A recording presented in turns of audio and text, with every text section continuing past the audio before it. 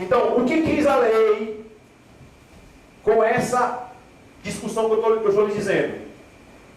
Se o governante comprovar que ao final de um ciclo de gestão ele faz dinheiro sobrar, e isso é sinônimo de eficiência, ele está autorizado a executar esse recurso posteriormente, desde que peça uma autorização legislativa.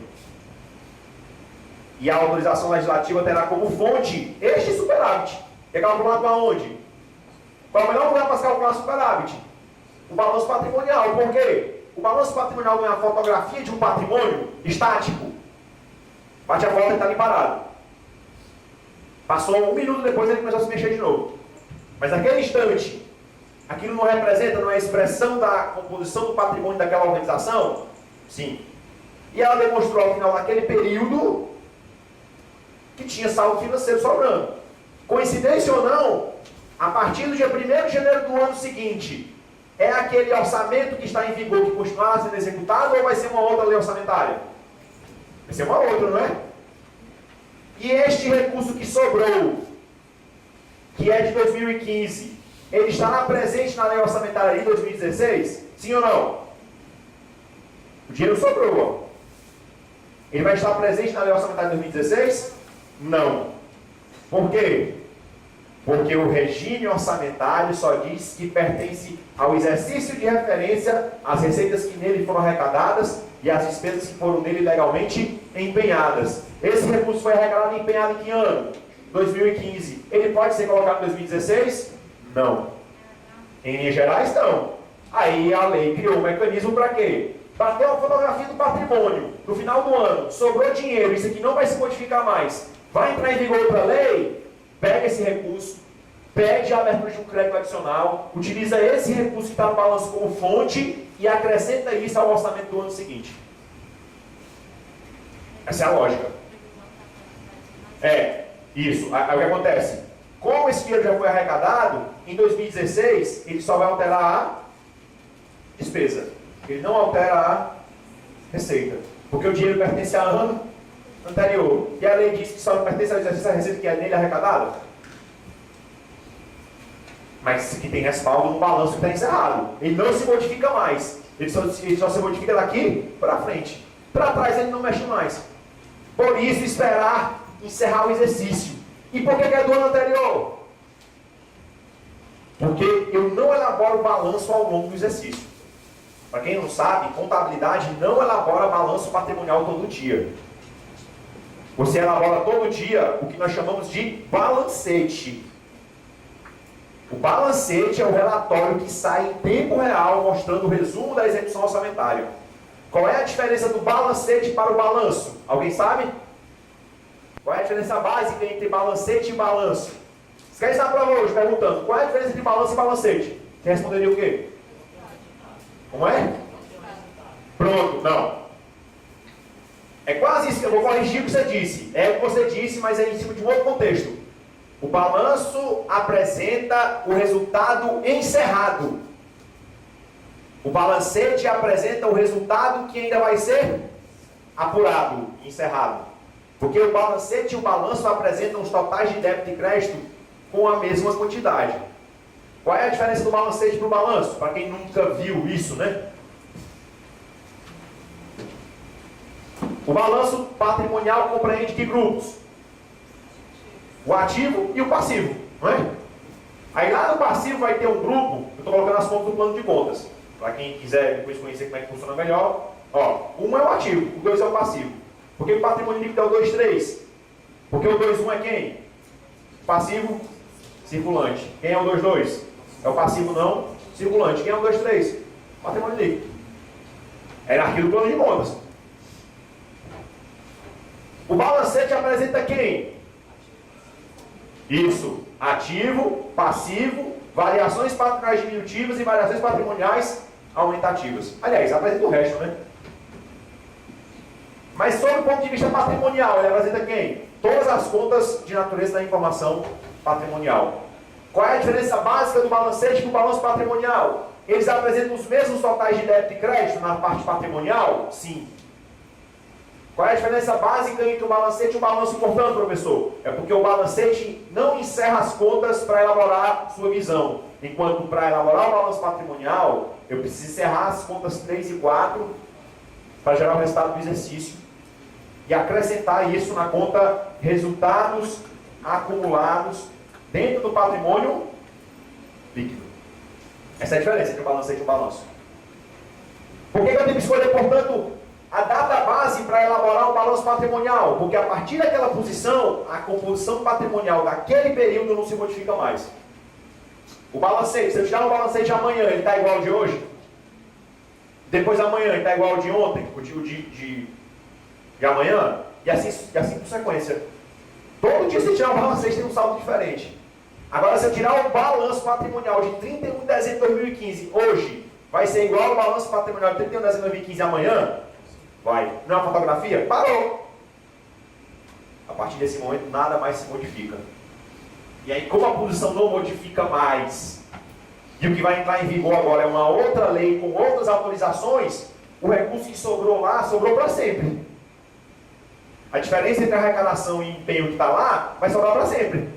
Por isso, isso pode ser utilizado como fonte para impactar esse orçamento. Primeiro, porque essa arrecadação não pode mais entrar dentro desse orçamento, que ela foi feita no ano anterior, e porque essa posição do ano anterior não se modifica mais. Isso aqui, de fato, é dinheiro que está sobrando. Então, é justo permitir que o governante gaste esse recurso, desde que ele peça uma autorização para abertura de crédito adicional, utilizando como fonte o superávit financeiro que foi apurado no balanço. Por isso, quando cai na prova, por exemplo, qual é a fonte? Não sei se tem questão aqui sobre isso, porque eu peguei só as questões mais recentes. Mas quando cai, por exemplo, assim, observe as informações a seguir e calcule quanto é que é o saldo que pode ser utilizado para a abertura de créditos adicionais dentro do exercício. Aí, se eu estou em 2016, eu tenho que olhar para qual balanço? O de 2015, porque ele é o último balanço encerrado. Dá para olhar para o de 2014? Não.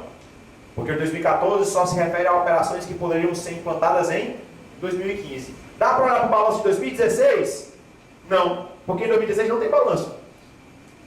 Terminou 2016? Não tem balanço. Tem o quê? Balancete. E se eu tirar o balancete amanhã, ele tem informação diferente da informação de hoje? Tem. Não está encerrado? Então sempre é o último ano que está encerrado. Por isso que a lei fala, exercício anterior. E para calcular o superávit financeiro, como é que é o cálculo?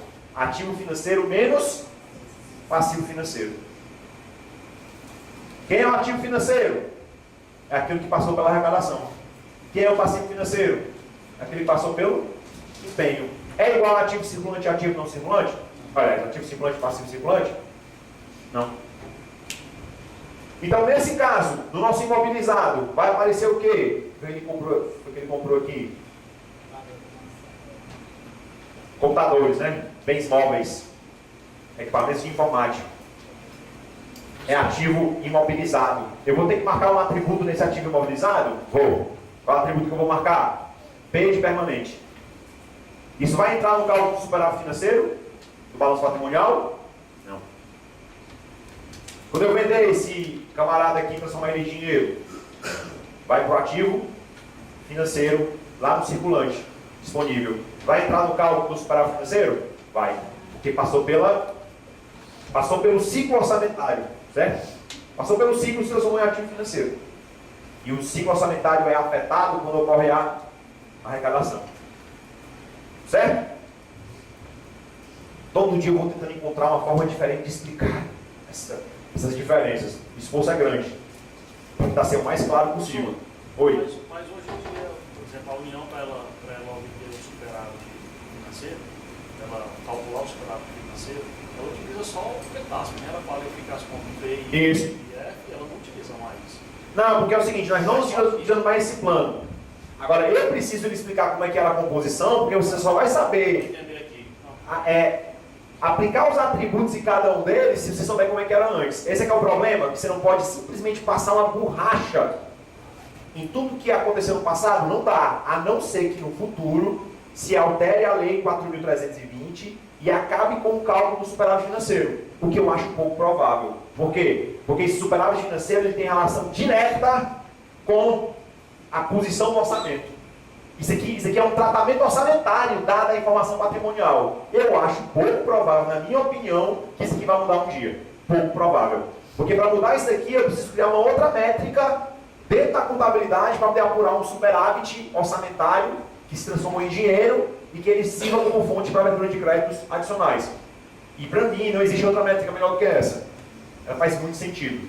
Então essa ideia de criar atributos para as fontes do ativo circulante e não circulante foi a melhor saída que a STN utilizou para fugir dessa contabilidade e entrar na contabilidade padronizada com todas as entidades que fazem contabilidade geral, mas obedecendo às nossas peculiaridades. Eu preciso calcular o superávit financeiro, que essa informação tem que estar dentro do plano de contas. E não tem outra forma, tem que marcar atributo em todas as contas. Então toda conta do ativo e do passivo tem que ter um atributo, ou P ou F. Se for P, é porque ela é ativo ou passivo permanente. Se for F, é porque ela é ativo financeiro ou passivo financeiro. Como é que eu diferencio o que é P ou F? Para o ativo, aquilo que passou pela execução orçamentária, arrecadação. Para o passivo, aquilo que passou pela execução orçamentária, empenho. Certo? Vamos lá, segunda questão. De acordo com as normas brasileiras de contabilidade aplicadas ao setor público, o patrimônio público sob enfoque contábil é estruturado em 3 grupos de contas: ativo, passivo e patrimônio líquido. Considere as seguintes contas apresentadas no balanço patrimonial levantado em 31 de dezembro de 2014 de determinada entidade do setor público para fins de apurar o patrimônio líquido. Então, aqui as contas. O que é que nós precisamos fazer basicamente? Classificar o que é ativo e passivo e chegarmos à equação fundamental do patrimônio. Qual é a equação fundamental do patrimônio? Ativo é igual passivo mais patrimônio líquido. Se você quiser colocar o patrimônio líquido em evidência, você chegará que o patrimônio líquido vai ser igual ao ativo menos o passivo. Vamos somar os ativos e os passivos se traem um do outro. Todo ativo é bem direito, todo passivo é obrigação. Caixa equivalente caixa é um bem, né? Ativo. Ativo circulante e ao mesmo tempo ativo financeiro, porque passou pela arrecadação. Obrigações trabalhistas, previdenciárias e assistenciais. Isso aqui é uma obrigação, né? Ou não? Como é que eu sei que isso aqui é uma obrigação? Ele está dizendo que é obrigação, né? Não tem nem muito o que forçar aqui. Obrigações trabalhistas, previdenciárias e assistenciais. Isso é passivo? Ele não diz pra gente se é de longo ou de curto prazo. Porque eu posso ter obrigações trabalhistas de longo prazo. Por exemplo, um exemplo de uma obrigação trabalhista de longo prazo. Quando o juiz determina que o governo faça o pagamento de uma despesa e coloque no orçamento, ele exige que o governo registre no orçamento um negócio que nós chamamos de precatório. Inclusive, isso está disposto na Constituição, no artigo 100. O artigo 100 da Constituição disciplina como é que tem que ser feita a gestão dos precatórios. Ele até diz lá o seguinte, ó: se eu estou em 2016, se os precatórios forem dados entrada até o final de junho de 2016, eles vão ser colocados na Lei Orçamentária Anual de 2017. Se eles forem colocados após junho de 2016 até dezembro, eles serão colocados na Lei Orçamentária do ano posterior. Então, se o precatório for na entrada até junho, ele vai ser executado até o final do ano subsequente. Ele vai ser classificado como passivo circulante. Se for na entrada de julho até dezembro, ele só vai ser obrigatório o seu pagamento a partir do segundo orçamento subsequente. Portanto, isso aqui vai ser passivo não circulante. A gente está só pegando a norma da Constituição e fazendo o tratamento contábil adequado. Então, como ele não me disse qual é o tipo de passivo de obrigação trabalhista, e, por exemplo, se ela decorre do orçamento, não tem dúvida não. Fez o empenho no exercício, é passivo circulante. Agora, se decorre de uma decisão judicial, de um precatório, ele pode ser passivo não circulante. Portanto, nós temos no plano de contas obrigações trabalhistas, tributárias ou previdenciárias de curto e de longo prazo. Depende da situação para você classificar. Oi. O governo fica enrolando no pago do precatório. Chega na virada do ano, tem ali superávit. Pode determinar que esse superávit seja caçado para liquidar precatório? Bem, não existe uma vinculação legal para a aplicação do superávit financeiro, certo? Até existe uma vinculação legal. A única vinculação legal que existe na lei a respeito de onde aplicar o recurso de superávit financeiro é se você tiver créditos transferidos de um ano para o outro. O que eu estou lhe dizendo está no artigo 43, parágrafo 3º da Lei 4.320, certo? Ele diz lá, não, parágrafo 2º, ele diz lá, o superávit financeiro é a diferença positiva entre o ativo e o passivo financeiro, conjugando-se ainda os créditos transferidos e as operações de crédito a eles vinculadas. Os créditos transferidos, na visão da lei, são os créditos especiais, extraordinários, que são abertos nos últimos 4 meses do exercício atual e que podem ser abertos no ano seguinte pelos limites dos seus saldos.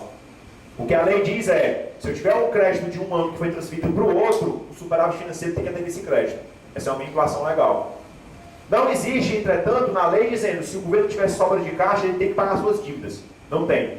Porém, se nós levarmos ao pé da letra a lei do orçamento, uma vez que o juiz determinou que o precatório é uma despesa orçamentária, o governo tem a obrigação de pagá-la. Só que ninguém nunca iria imaginar que os governos simplesmente iriam ignorar as decisões judiciais. O Constituinte, quando criou essa norma, ele nunca ia imaginar, eu acredito nisso, firmemente, de que os governantes simplesmente iriam ignorar as decisões judiciais. O que os governos fazem é isso. Aí ele, para não dizer que descumpre a norma, ele fica recorrendo, ele leva para o Tribunal de Justiça, leva para o STJ, leva para o... sai recorrendo só para protelar. Porque ele sabe que ele deve. E mesmo nessa questão de recorrer, demora muito para se julgar essas ações.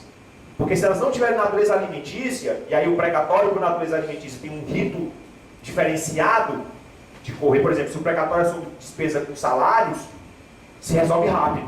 A justiça não demora muito não. Mas se o precatório, por exemplo, se refere à desapropriação de bens, isso não tem natureza alimentícia, isso é uma questão patrimonial. Aí entra como ação ordinária. Aí o processo passa 5, 6, 10 anos correndo na justiça. Então, o que eu quero dizer com isso? É que apesar de estar na lei e o governo ser obrigado a pagar, ele recorre da ação. Porque a decisão sai do juiz de primeiro grau. O governo pode direito ao duplo grau de jurisdição. E aí, como o governo sabe que demora para tramitar essas ações na justiça, porque tem um monte de gente dando todo dia com ação na justiça contra isso, naturalmente as coisas demoram. Aí o Constituinte quis inserir um dispositivo na LRF, na Constituição, melhor dizendo, obrigando os governos a pagarem um percentual mínimo de precatórios. Você é obrigado a pagar, no mínimo, 2% de sua receita corrente líquida com precatórios, para ver se a gente consegue amortizar esse saldo. Os governantes acharam ótimo essa disposição. Por quê? Porque se existe um limite mínimo, tudo aquilo que eu deixar de pagar acima desse limite está com respaldo na Constituição. Ou seja, eu criei uma norma para estimular o calote. Não é à toa que o STF considerou dispositivo inconstitucional. Não fazia sentido. Mas até quando eu quero criar uma regra para obrigar o governo a fazer, a aplicar essa disposição, não funciona do jeito que o pessoal esperava. Então, está suspensa a aplicação desse dispositivo, porque isso estimulou o calote. Paguei 2%, não vai mais ninguém não. A lei está dizendo que é no mínimo 2%. Então, gestor nenhum poderia se negar a atender a decisão judicial. E foi isso que a Constituição quis dizer com relação ao precatório. Porém, como existem caminhos legais para você adiar o máximo possível esse pagamento, o pessoal vai utilizando esses instrumentos para poder não pagar. E o pior não é nem isso não. O pior é que depois o governo procura as pessoas para negociar. Depois de estar com 5 anos, por exemplo, que está ocorrendo a ação na justiça, o governo chega para a pessoa que foi desapropriada e diz o seguinte: vamos negociar aqui para a gente tirar essa ação na justiça. Quanto é que você pediu? 100? Eu lhe pago 30. Vai encerrar a ação agora. Aí a pessoa, não, eu quero 100. Daqui a 2 anos a pessoa se arrepende, porque ela não imaginava que ia demorar tanto, ela procura o governo. O governo não aceita os 30, agora só dou 20. É desse jeito que acontece. Agora só dou 20. Sendo que naquela água não dou mais não. Porque qual é a vantagem do governo? Porque como o governo tem a supremacia do interesse público sobre o particular, ele faz um depósito numa conta judicial, entra com ação na justiça, pede a emissão provisória de posse, desapropria você do seu terreno, do seu prédio, e faz o que ele quer lá dentro. A política pública está sendo executada. A questão de o quanto eu devo e o quanto tem que pagar, ele discutibiliza. E quem acaba levando vantagem é quem tem mais força, quem tem mais poder, o governo. As coisas acontecem assim no dia a dia, infelizmente.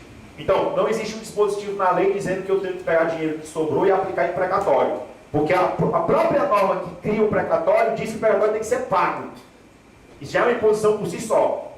Mas os governos encontram formas de protelar o pagamento disso, infelizmente. Aí vamos lá. Bens móveis, 165 mil. Ativo não circulante, que vai ser marcado com o atributo P, porque ele seria permanente, porque não passou ainda pela execução orçamentária. Fornecedores em contas a pagar. É passivo circulante, mas eu não sei se ele é de curto... Aliás, é passivo, perdão, mas eu não sei se ele é de curto ou longo prazo, então eu não posso dizer se ele é circulante ou não circulante. E se ele tiver passado pela execução orçamentária, ele é passivo circulante e financeiro ao mesmo tempo. É interessante essa visão. Quando você faz empenho de uma despesa, você está declarando que vai pagar essa despesa naquele orçamento, não é? Então não se tem dúvida que uma despesa empenhada, se tiver passivo registrado, ela pertence ao exercício e, portanto, vira passivo circulante quando surgir o passivo. Não tem dúvida. Se eu estou declarando que eu vou empenhar uma despesa naquele exercício, eu vou pagar naquele exercício. Então, todo passivo decorrente do orçamento gera passivo circulante, mesmo que eu não pague. Porque eu tenho a intenção de pagar dentro do exercício. Oi. Orçamentariamente, ela é uma despesa que pertence ao exercício, certo? Orçamentariamente, ela é uma despesa que pertence ao exercício. Mas a variação patrimonial diminutiva associada ao DEA, se houver, porque nem todo DEA gera variação patrimonial diminutiva, certo? Se houver variação patrimonial diminutiva, eu não posso contabilizar aquela despesa como pertencente ao exercício. Não pode ser VPT. Por quê? Porque eu estaria descumprindo o princípio da competência. Aí, o que eu faço quando eu executo DEA? Tem uma conta lá no patrimônio líquido, e já falar sobre ela, que se chama ajustes de exercícios anteriores, que é justamente uma conta que você utiliza para mudanças de critério contábil ou para reconhecer erro que é imputado ao exercício anterior. DEA, reconhecidamente, é um erro. Eu não estou dizendo que ele é um erro material. Eu estou dizendo que, do ponto de vista contábil, o DEA não pertence ao exercício que ele é empenhado. Isso é um erro. Quando é que eu tive que ter reconhecido a obrigação? No momento em que eu corrijo para o tirador. O problema é que, no setor público, existe uma série de condições que precisam ser preenchidas para que uma despesa possa se tornar orçamentária. É tanto que, quando você lê o artigo 62 da Lei 4.320, você vê lá que tem uma série de procedimentos que tem que ser aplicados pelo gestor para que uma liquidação de despesa possa ser concretizada. A liquidação por si só, ela não é só o reconhecimento de uma obrigação a pagar, mas é o cumprimento de formalismos para dizer que a despesa é legal. E às vezes falta documentação. Isso é natural. Nem toda despesa o governo consegue executar com toda a documentação juntada na hora que ele vai liquidar a despesa. E às vezes a pessoa que é responsável por liquidar não consegue reunir os documentos e, portanto, não pode proceder à execução da despesa. E acaba passando de um ano para o outro a situação. Inclusive, essa situação que eu estou descrevendo é uma situação permitida pela lei, no artigo 37 da Lei 4.320. O DEA que não é permitido é: você não tem orçamento no ano, recebe o bem, guarda a nota fiscal, espera virar o exercício e empenha aquilo no orçamento do ano seguinte, por falta de orçamento no ano anterior. Esse daí é ilegal. Isso descumpre o artigo 37 da Lei 4.320. Mas, por exemplo, a pessoa deu entrada com requerimento para pedir um benefício. Eu, por exemplo, dei entrada lá na Cefaz para pedir uma gratificação de titulação, porque eu terminei o mestrado. E dei entrada no pedido de gratificação em novembro de 2015. Aí o pessoal lá da administração tem todo o protocolo. Vai ver se o título é válido, vai entrar em contato com a instituição, vai saber se o título é de uma instituição reconhecida, vai pegar a norma do Estatuto do Servidor que diz qual é o requisito que precisa ser cumprido para poder receber a titulação. Isso vai bastante de setor por setor, porque não tem um setor só especializado em verificar essas coisas. Então, esse trâmite burocrático faz com que o processo demore. Pra você ter uma ideia, meu processo demorou 6 meses para ser aprovado. Eu já assisti mais 6 meses, mas eu não estou lá para acompanhar como é que funciona, né? Demorei 6 meses para receber minha titulação de mestrado. Mas, recebi, graças a Deus estou recebendo até hoje. O governo não atrasou ainda nenhuma vez meu salário desde depois dessa crise aí. Mas digamos que eu dei entrada em novembro de 2015. E aí o despacho só saiu quando? Autorizando eu vou receber. Novembro, dezembro, janeiro, fevereiro, março, abril de 2016. Então eu tenho 2 meses de despesa, porque aí tem outra disposição, né? Eu tenho o direito de receber a gratificação desde quando eu entrar no requerimento. E não só quando o governo libera. Então ele tem que pagar retroativo para mim. Porque eu não tenho culpa, porque ele demora para analisar as coisas, porque quer se certificar de todas as formas que o título não é falso, que eu realmente fiz o curso, de que ele é reconhecido pelo Ministério da Educação, de que nosso estatuto realmente gratifica o servidor que tem titulação. Então, isso demora para se verificar. Mas eu tenho direito de receber desde quando o processo foi dar a entrada. Aí o que acontece? Novembro e dezembro pertence ao ano anterior. Janeiro, fevereiro, março e abril pertence ao exercício. Eu vou empenhar janeiro, fevereiro, março e abril como despesa do exercício.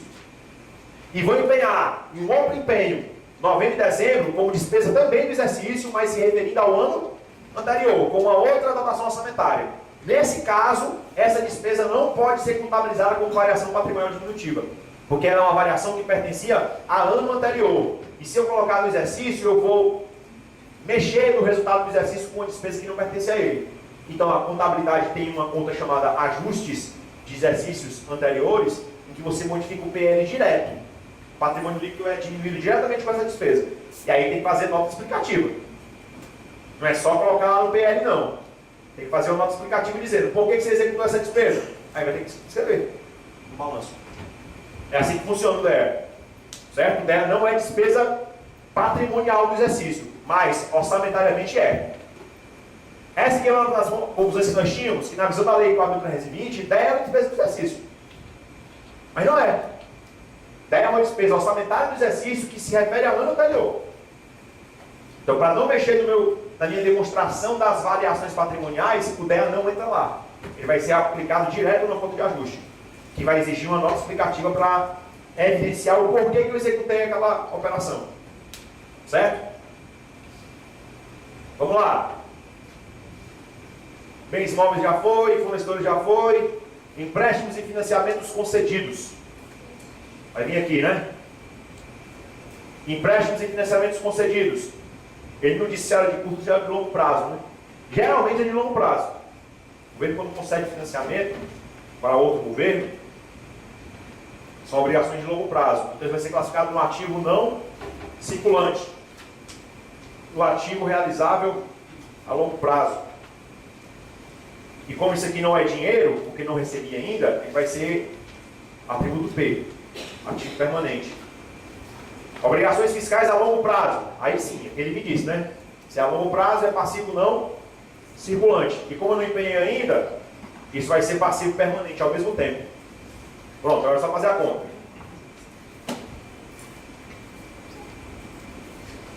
5 e 5, 10. 8, 6, 14, 4, 18. 2, 8, 5.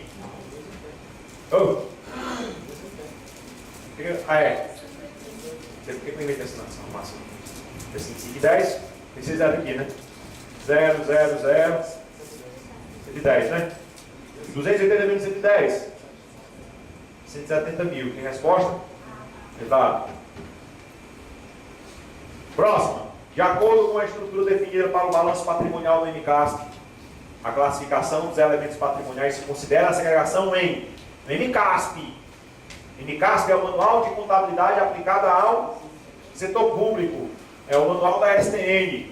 E um dos capítulos do MCASP se refere ao plano de contas aplicado ao setor público. Eu separo as contas do ativo e do passivo no plano de contas aplicado ao setor público em circulante e não circulante. Com base em qual critério?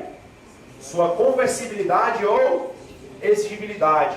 Quem considera o critério de dependência ou não da execução orçamentária é o critério da Lei 4.320, que se baseia no ciclo orçamentário. E a divisão lá é financeira e permanente. Ela faz muito sentido.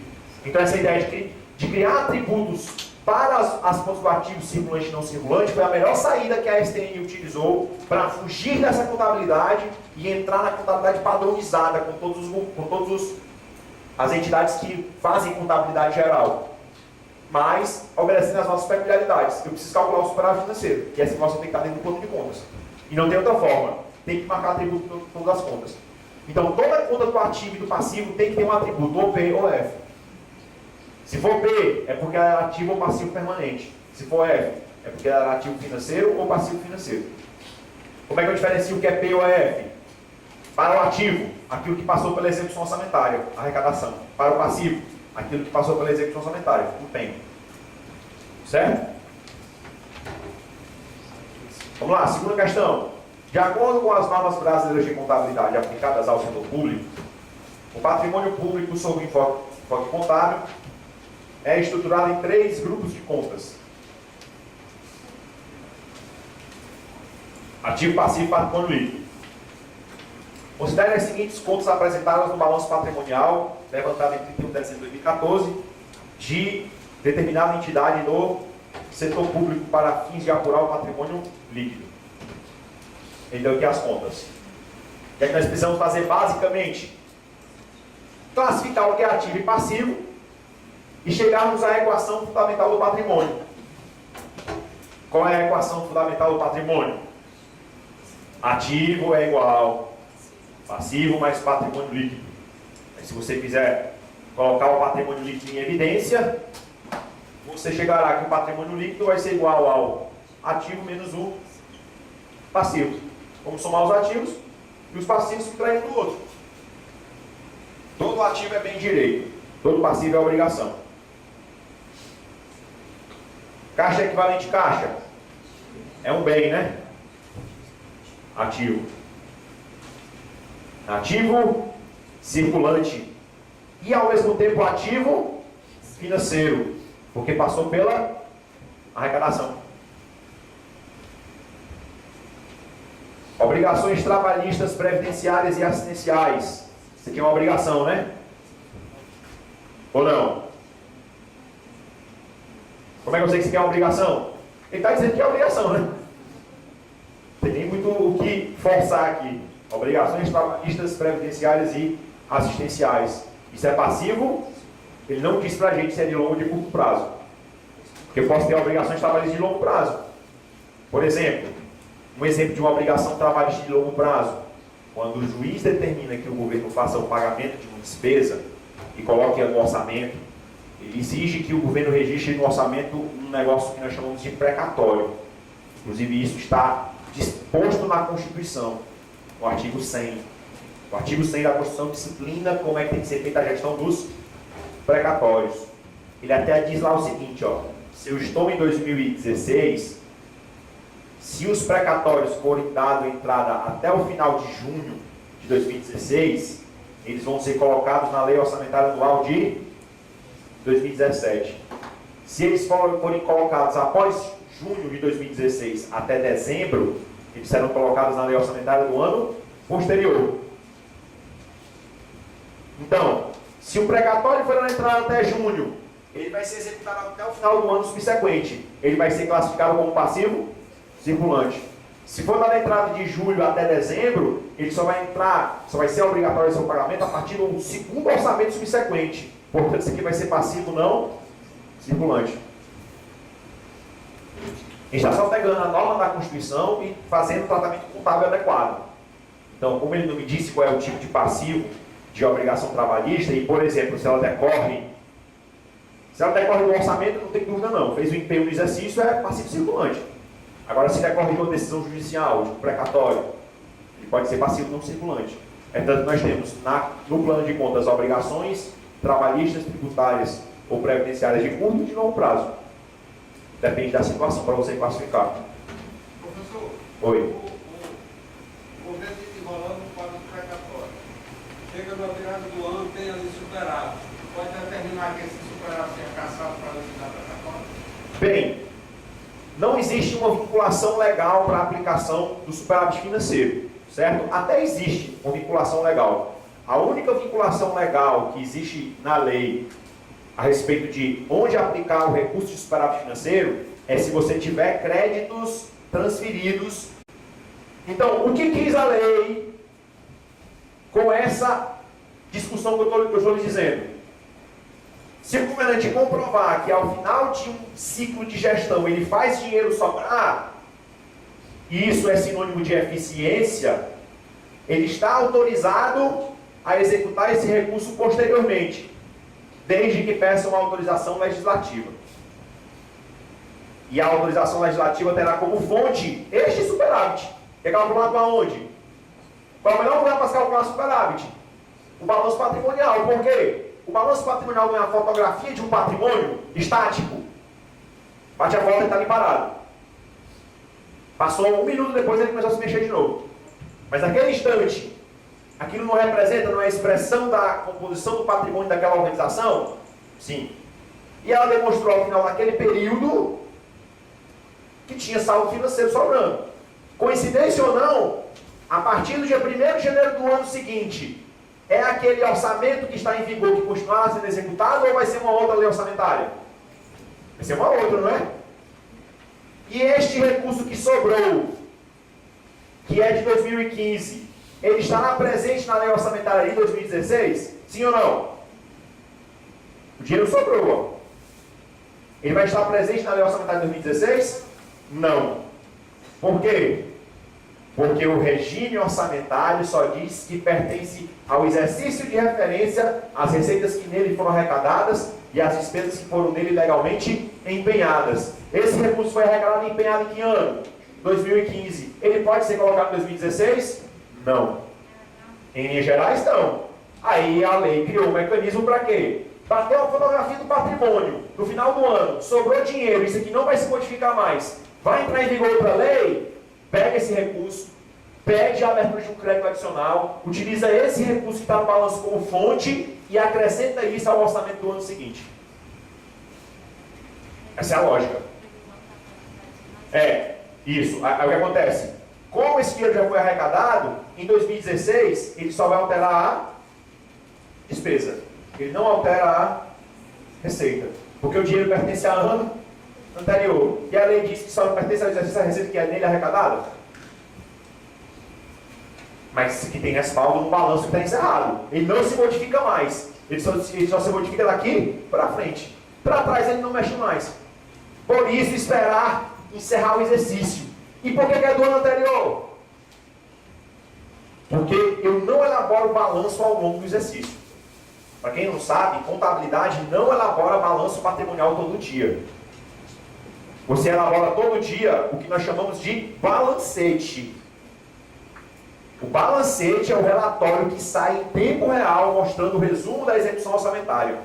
Qual é a diferença do balancete para o balanço? Alguém sabe? Qual é a diferença básica entre balancete e balanço? Você quer estar na prova hoje perguntando qual é a diferença entre balanço e balancete? Você responderia o quê? Como é? Pronto, não. É quase isso, eu vou corrigir o que você disse. É o que você disse, mas é em cima de um outro contexto. O balanço apresenta o resultado encerrado. O balancete apresenta o resultado que ainda vai ser apurado, encerrado.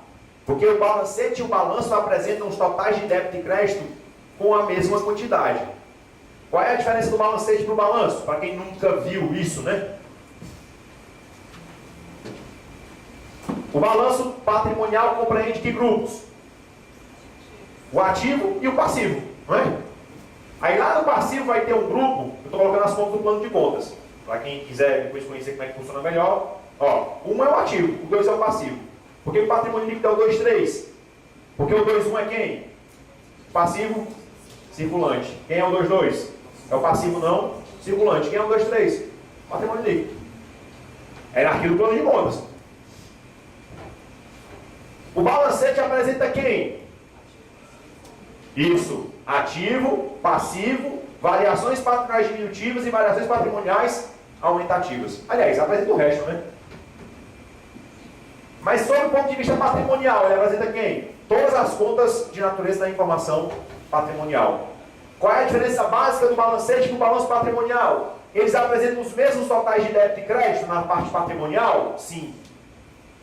Qual é a diferença básica entre o balancete e o balanço, portanto, professor? É porque o balancete não encerra as contas para elaborar sua visão. Enquanto para elaborar o balanço patrimonial, eu preciso encerrar as contas 3 e 4 para gerar o resultado do exercício e acrescentar isso na conta resultados acumulados dentro do patrimônio líquido. Essa é a diferença entre o balancete e o balanço. Por que eu tenho que escolher, portanto, a data base para elaborar o balanço patrimonial? Porque a partir daquela posição, a composição patrimonial daquele período não se modifica mais. O balancete, se eu tirar o balancete amanhã, ele está igual ao de hoje? Depois amanhã, ele está igual ao de ontem? O de amanhã? E assim por sequência. Todo dia, se eu tirar o balancete, tem um saldo diferente. Agora, se eu tirar o balanço patrimonial de 31 de dezembro de 2015, hoje, vai ser igual ao balanço patrimonial de 31 de dezembro de 2015 amanhã? Vai. Não é uma fotografia? Parou. A partir desse momento, nada mais se modifica. E aí, como a posição não modifica mais, e o que vai entrar em vigor agora é uma outra lei com outras autorizações, o recurso que sobrou lá, sobrou para sempre.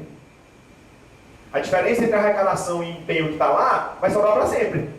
Por isso pode ser utilizado como fonte para impactar esse orçamento. Primeiro, porque essa arrecadação não pode mais entrar dentro desse orçamento, que ela foi feita no ano anterior, e porque essa posição do ano anterior não se modifica mais. Isso aqui, de fato, é dinheiro que está sobrando. Então, é justo permitir que o governante gaste esse recurso, desde que ele peça uma autorização para abertura de crédito adicional, utilizando como fonte o superávit financeiro que foi apurado no balanço. Por isso, quando cai na prova, por exemplo, qual é a fonte, não sei se tem questão aqui sobre isso, porque eu peguei só as questões mais recentes, mas quando cai, por exemplo, assim, observe as informações a seguir e calcule quanto é que é o saldo que pode ser utilizado para a abertura de créditos adicionais dentro do exercício. Aí, se eu estou em 2016, eu tenho que olhar para qual balanço? O de 2015, porque ele é o último balanço encerrado. Dá para olhar para o de 2014? Não.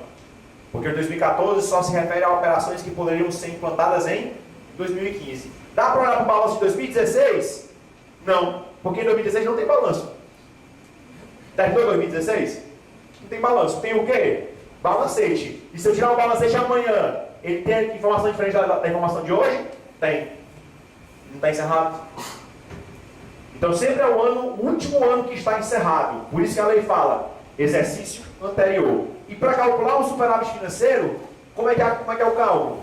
Ativo financeiro menos passivo financeiro. Quem é o ativo financeiro? É aquilo que passou pela arrecadação. Quem é o passivo financeiro? É aquele que passou pelo empenho. É igual a ativo circulante e ativo não circulante? Olha, ativo circulante e passivo circulante? Não. Então, nesse caso, do nosso imobilizado, vai aparecer o quê? O que ele comprou aqui? Computadores, né? Bens móveis. Equipamentos de informática. É ativo imobilizado. Eu vou ter que marcar um atributo nesse ativo imobilizado? Vou. Qual é o atributo que eu vou marcar? P de permanente. Isso vai entrar no cálculo do superávit financeiro? Do balanço patrimonial? Não. Quando eu vender esse camarada aqui e transformar ele em dinheiro, vai para o ativo financeiro lá no circulante disponível. Vai entrar no cálculo do superávit financeiro? Vai. Porque passou pelo ciclo orçamentário, certo? Passou pelo ciclo, se transformou em ativo financeiro. E o ciclo orçamentário é afetado quando ocorre a arrecadação. Certo? Todo dia eu vou tentando encontrar uma forma diferente de explicar essas diferenças. O esforço é grande. Para tentar ser o mais claro possível. Oi? Mas hoje em dia, por exemplo, a União, para ela obter o superávit financeiro, ela calcular o superávit financeiro, ela utiliza só o pedaço, né? Ela qualifica as contas P e F, ela não utiliza mais. Não, porque é o seguinte, nós não estamos utilizando mais esse plano. Agora, eu preciso lhe explicar como é que era a composição, porque você só vai saber aplicar os atributos em cada um deles se você souber como é que era antes. Esse é que é o problema, que você não pode simplesmente passar uma borracha em tudo que aconteceu no passado. Não dá, a não ser que no futuro se altere a lei 4.320 e acabe com o cálculo do superávit financeiro, o que eu acho pouco provável. Por quê? Porque esse superávit financeiro ele tem relação direta com a posição do orçamento. Isso aqui é um tratamento orçamentário dado a informação patrimonial. Eu acho pouco provável, na minha opinião, que isso aqui vai mudar um dia. Pouco provável. Porque para mudar isso aqui, eu preciso criar uma outra métrica dentro da contabilidade para poder apurar um superávit orçamentário que se transformou em dinheiro e que ele sirva como fonte para abertura de créditos adicionais. E para mim, não existe outra métrica melhor do que essa. Mas os governos encontram formas de protelar o pagamento disso, infelizmente. Aí vamos lá. Bens móveis, 165 mil. Ativo não circulante, que vai ser marcado com o atributo P, porque ele seria permanente, porque não passou ainda pela execução orçamentária. Fornecedores em contas a pagar. É passivo circulante, mas eu não sei se ele é de curto... Aliás, é passivo, perdão, mas eu não sei se ele é de curto ou longo prazo, então eu não posso dizer se ele é circulante ou não circulante. E se ele tiver passado pela execução orçamentária, ele é passivo circulante e financeiro ao mesmo tempo. É interessante essa visão. Quando você faz empenho de uma despesa, você está declarando que vai pagar essa despesa naquele orçamento, não é? Então não se tem dúvida que uma despesa empenhada, se tiver passivo registrado, ela pertence ao exercício e, portanto, vira passivo circulante quando surgir o passivo. Não tem dúvida. Se eu estou declarando que eu vou empenhar uma despesa naquele exercício, é que eu vou pagar naquele exercício. Então, todo passivo decorrente do orçamento gera passivo circulante, mesmo que eu não pague, porque eu tenho a intenção de pagar dentro do exercício. Oi. Ela é orçamentariamente, ela é uma despesa que pertence ao exercício, certo? Orçamentariamente ela é uma despesa que pertence ao exercício, mas a variação patrimonial diminutiva associada ao DEA, se houver, porque nem todo DEA gera variação patrimonial diminutiva, certo? Se houver variação patrimonial diminutiva, eu não posso contabilizar aquela despesa como pertencente ao exercício. Não pode ser VPD. Por quê? Porque eu estaria descumprindo o princípio da competência. Aí o que eu faço quando eu executo DEA? Tem uma conta lá no patrimônio líquido, e já falar sobre ela, que se chama ajustes de exercícios anteriores. Que é justamente uma conta que você utiliza para mudanças de critério contábil ou para reconhecer erro que é imputado ao exercício anterior. DEA, reconhecidamente, é um erro. Eu não estou dizendo que ele é um erro material. Eu estou dizendo que, do ponto de vista contábil, o DEA não pertence ao exercício que ele é empenhado. Isso é um erro. Quando é que eu tinha que ter reconhecido a obrigação? No momento em que eu corrijo para o tirador. O problema é que, no setor público, existe uma série de condições que precisam ser preenchidas para que uma despesa possa se tornar orçamentária. É tanto que, quando você lê o artigo 62 da Lei 4.320, você vê lá que tem uma série de procedimentos que tem que ser aplicados pelo gestor para que uma liquidação de despesa possa ser concretizada. A liquidação por si só, ela não é só o reconhecimento de uma obrigação a pagar, mas é o cumprimento de formalismos para dizer que a despesa é legal. E às vezes falta documentação. Isso é natural. Nem toda despesa o governo consegue executar com toda a documentação juntada na hora que ele vai liquidar a despesa. E às vezes a pessoa que é responsável por liquidar não consegue reunir os documentos e, portanto, não pode proceder à execução da despesa. E acaba passando de um ano para o outro a situação. Inclusive, essa situação que eu estou descrevendo é uma situação permitida pela lei, no artigo 37 da Lei 4.320.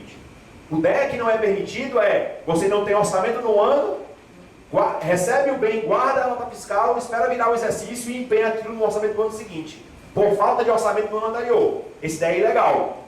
Isso descumpre o artigo 37 da Lei 4.320. Mas, por exemplo, a pessoa deu entrada com requerimento para pedir um benefício.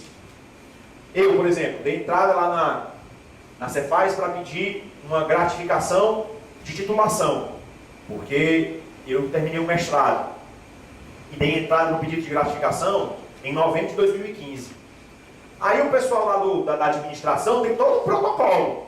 Vai ver se o título é válido, vai entrar em contato com a instituição, vai saber se o título é de uma instituição reconhecida, vai pegar a norma do Estatuto do Servidor que diz qual é o requisito que precisa ser cumprido para poder receber a titulação.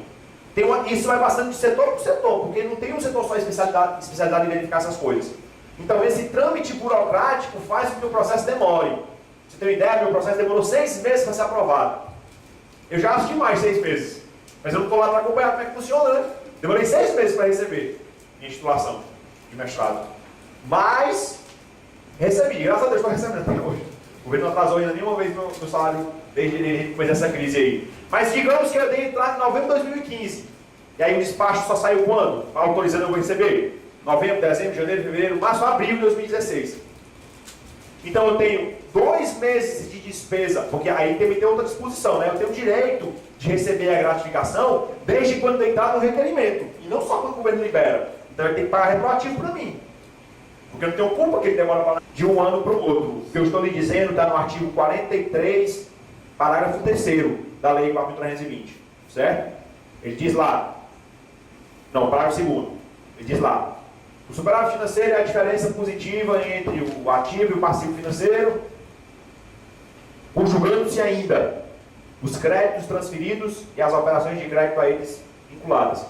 Os créditos transferidos, na visão da lei, são os créditos especiais, extraordinários, que são abertos nos últimos 4 meses do exercício atual e que podem ser abertos no ano seguinte pelos limites dos seus saldos. O que a lei diz é, se eu tiver um crédito de um ano que foi transferido para o outro, o superávit financeiro tem que atender esse crédito. Essa é uma vinculação legal. Não existe, entretanto, na lei dizendo se o governo tiver sobra de caixa, ele tem que pagar suas dívidas. Não tem. Porém, se nós levarmos ao pé da letra a lei do orçamento, uma vez que o juiz determinou que o precatório é uma despesa orçamentária, o governo tem a obrigação de pagá-la. Só que ninguém nunca iria imaginar que os governos simplesmente iriam ignorar as decisões judiciais. O Constituinte, quando criou essa norma, ele nunca ia imaginar, eu acredito nisso, firmemente, de que os governantes simplesmente iriam ignorar as decisões judiciais. O que os governos fazem é isso. Aí ele, para não dizer que descumpre a norma, ele fica recorrendo, ele leva para o Tribunal de Justiça, leva para o STJ, leva para o... Ele sai recorrendo só para protelar, porque ele sabe que ele deve. E mesmo nessa questão de recorrer, demora muito para se julgar essas ações. Porque se elas não tiverem natureza alimentícia, e aí o precatório por natureza alimentícia tem um rito diferenciado de correr, por exemplo, se o precatório é sobre despesa com salários, se resolve rápido. A justiça não demora muito não. Mas se o precatório, por exemplo, se refere à desapropriação de bens, isso não tem natureza alimentícia, isso é questão patrimonial. Aí entra como ação ordinária. Aí o processo passa 5, 6, 10 anos correndo na justiça. Então, o que eu quero dizer com isso? É que apesar de estar na lei e o governo ser obrigado a pagar, ele recorre da ação. Porque a decisão sai do juiz de primeiro grau. O governo pode pedir ao duplo grau de jurisdição. E aí, como o governo sabe que demora para tramitar essas ações na justiça, porque tem um monte de gente dando todo dia com ação na justiça contra isso, naturalmente as coisas demoram. Aí o Constituinte quis inserir um dispositivo na LRF, na Constituição, melhor dizendo, obrigando os governos a pagarem um percentual mínimo de precatórios. Você é obrigado a pagar, no mínimo, 2% de sua receita corrente líquida com precatórios, para ver se a gente consegue amortizar esse saldo. Os governos acharam ótimo essa disposição. Por quê? Porque se existe um limite mínimo, tudo aquilo que eu deixar de pagar acima desse limite está com respaldo na Constituição. Ou seja, eu criei uma norma para estimular o calote. Não é à toa que o STF considerou o dispositivo inconstitucional. Não fazia sentido. Até quando eu quero criar uma regra para obrigar o governo a fazer, a aplicar essa disposição, não funciona do jeito que o pessoal esperava. Então, está suspensa a aplicação desse dispositivo, porque isso estimulou o calote. Paguei 2%, não vou pagar mais ninguém não. A lei está dizendo que é no mínimo 2%.